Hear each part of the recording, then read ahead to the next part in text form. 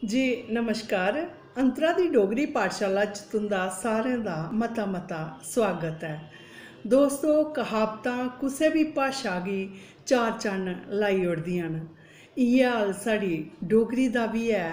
अस डुग्गर खित्ते विच कुदै भी जाचै असें बक्ख बक्ख किस्म दियां कहावतां सुनने गी मिलदियां, जिनें गी अस खोआन आखने आं। और असेंगी बड़ी गै खूबसूरत लगदियां न जिसलै लोग अपनी गल्ल बात बिच एह् खोआन इस्तेमाल करदे न।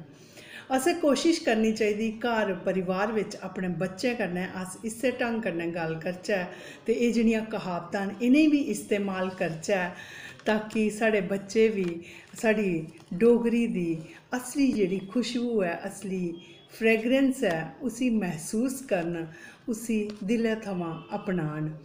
पेश न मेरियां कहावतां।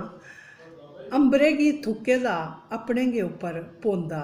जानी कि जिसलै अस कुसै विद्वान जां प्रतिष्ठित व्यक्ति गी अस किश आखने आं, उसदी अस निंदा करने आं, ओह्दे बिच साढ़ा अपना गै नुकसान होंदा, साढ़ी अपनी गै बेइज्जती होंदी ऐ।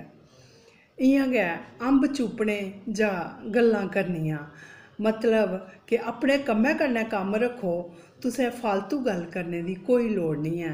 जिसलै एह् जेही सिचुएशन होऐ उसलै अस इस कहावत गी इस्तेमाल करी सकने आं।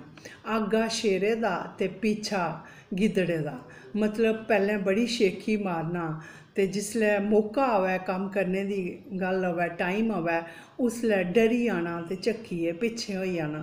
उसलै अस एह् कहावत इस्तेमाल करने आं, आगा शेरे दा ते पीछा गिद्दड़े दा।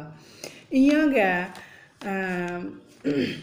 अगली खोआन तुस दिक्खो, कन्नै चोर कन्नै चतर, मतलब कि चोरी भी करी लैनी ते रोब भी पाई लैना दुएं पर, हैं अपनी चोरी मन्ननी भी नेईं ते भी रोब भी पाई लैना। उसलै अस इसी खोआन गी इस्तेमाल करी सकने। ऊना छलकै दूना, मतलब उच्छा जेह्ड़ा आदमी होंदा ओह् बड़ा उड़कदा, बड़ा अग्गे अग्गे होइयै अपनियां शेखियां मारदा ऐ। चोरें दे कपड़े डांगें दे गज, मतलब चोरी दा माल औने पौने दामें च चोर जेह्ड़े ओह् बेचने दी कोशिश करदे न। उस टाइम बास्तै एह् खोआन है, चोरें दे कपड़े डांगें दे गज ते अफसरे दे अग्गें ते घोड़े दे पिच्छें कदें नहीं चलना।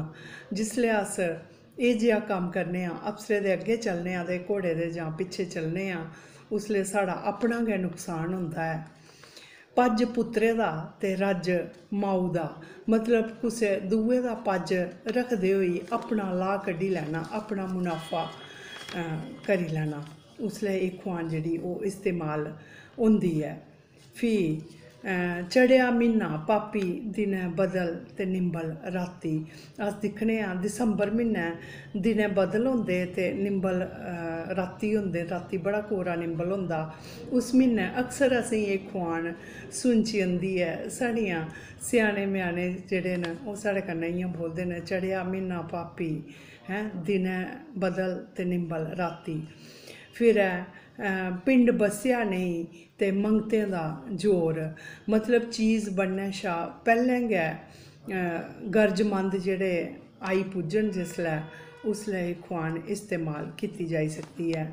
पीन भंगां सौन बागैं, पीन भंगां सौन बागैं, घरै आह्ले जीन अपने भागैं, मतलब इन्ना मस्त होई जाना कि घर परिवार दी कोई उं'दा ध्यान नहीं रखना, बच्चें दा घरै आह्लें दा। उस जगह पर एह् खोआन इस्तेमाल होंदी ऐ। प्हाड़ी मित्तर किसके खाद्धी पीती खिसके, एह् खोआन बी असेंगी जगह जगह पर बेल कवेलै सुनने गी लब्भी जंदी ऐ। बाऊ आह्ले लेखा जाना ते फंडूके आह्ले लेखा परतोना, बड़ी शैल क्हावत है। और मेरे सामने कुसै ने बोली अपने बच्चे गी आखेआ कि तू बाऊ आह्ला लेखा जा ते फंडूके आह्ला लेखा परतोई आ।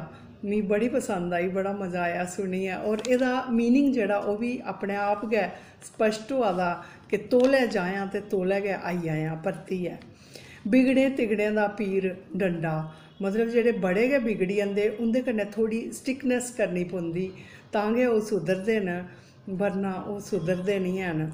मंगी चुंगी खसम कीता इल्ल पेई चुक्की लेता, मतलब बड़े हीले करियै कोई चीज़ बनानी ते उसदा जिसलै चोरी होई जाना, जिसलै ओह् चोरी होई जंदी उसलै एह् खोआन इस्तेमाल कीती जंदी ऐ।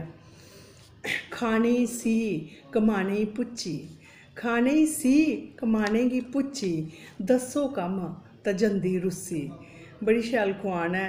एह् उसलै यूज़ होंदी ऐ जिसलै कोई आलसी होंदा साढ़े अग्गें, कम्म नहीं करदा, खाने पीने गी अग्गें होई जाना, और जिसलै कम्मै दी बारी आनी ते पिच्छें बल्ले जेहा चुपचाप जाइयै बेही जाना, उसलै अस एह् खोआन जेह्ड़ी ऐ ओह् इस्तेमाल करी सकने न। बाह्रे आह्ले अंदरे आह्लें गी पुच्छा दे लो होई जां नेईं, मतलब पुट्ठी गै गल्ल करनी, पुट्ठा गै कम्म करना, की के जेल्लै लो लगदी ऐ ते बाह्रे आह्लें गी पैह्लें पता लगदा कि सूरज चढ़ेआ, निक्की निक्की लो होई पेई ऐ, अंदर ते न्हेरा जन गै बझोंदा ऐ। ते इस गल्ला जेल्लै पुट्ठा कम्म होंदा, पुट्ठी गल्ल होंदी, ते उसलै अस इसी इस्तेमाल करने आं। बाह्रे आह्ले अंदरे आह्लें गी पुच्छा दे लो होई जां नेईं। अपने पुत्तर बगाने परकट, मतलब अपने बच्चे च असेंगी कदें कोई ऐब नहीं लभदा, ते बगाने जेह्ड़े बच्चे होंदे, बगाने जागतें गी अस दिक्खने, अस आखने एह् मुआ है गै भैड़ा, है ना। ते अपने बच्चे गी कदें कोई भैड़ा नहीं आखदा, असेंगी उं'दे च खोट लभदा गै नहीं ऐ।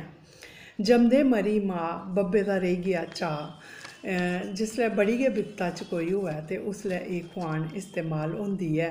गुआंढियें दा रूप नहीं आंदा अवा चज्ज आई जंदा, मतलब कि जिसलै अस कुसै दी रीस करने आं, कुसै कोला सिक्खी लैन्ने आं कोई कम्म करना जां कुछ बी, ते उसलै एह् इस्तेमाल होंदी ऐ कि गुआंढियें दा रूप नहीं आंदा वा चज्ज आई गै जंदा।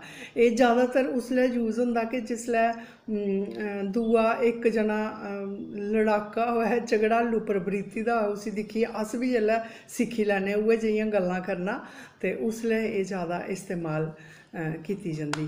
मां भिक्ख मंगदी बी खरी, प्यो घोड़ी चढ़े दा बी खुट्टा। एह्दा मतलब मां दी साढ़े जीवन बिच इन्नी इंपार्टेंस होंदी कि मां बच्चे गी जिन्ना गहराई कन्नै समझी सकदी ऐ, इन्ना शायद कोई दूआ नहीं समझी सकदा ऐ। उस संदर्भ बिच एह् खोआन जेह्ड़ी ऐ ओह् बनी दी ऐ।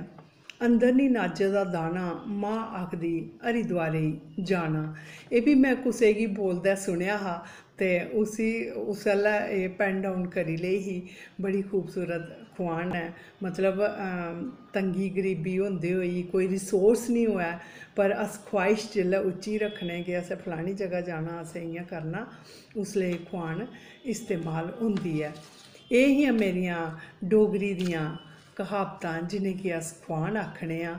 ते तुसेंगी मेद ऐ कि मिगी मेद ऐ कि तुसेंगी एह् पसंद आनियां न, और तुआढ़ी सजैशन, तुसेंगी अगर कोई क्हावतां याद आङन ते तुस कमेंट बाक्स बिच लिखियै अपनियां शेयर करी सकदे न। अगले हफ्ते तक मिगी हून तुस इजाज़त देओ। धन्नबाद तुं'दा, बहुत बहुत शुक्रिया।